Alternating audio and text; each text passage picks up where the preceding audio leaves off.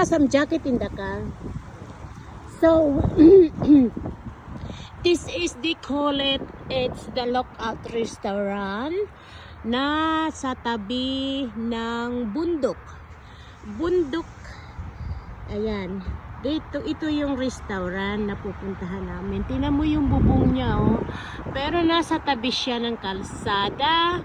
Maraming mga tourist dito pumupunta. Ayan. Pero ngayon, yung asawa ko ay nag-o-order na ng pagkain. So, breakfast namin. O siguro kape lang, ganyan. So, ito yung place na tourist place na pinupuntahan ng mga tao. Ayan, dito sa Australia. Siyempre, on the way to Wollongong to. Yeah, okay, Han. Yeah, that's fine. I'll be soon.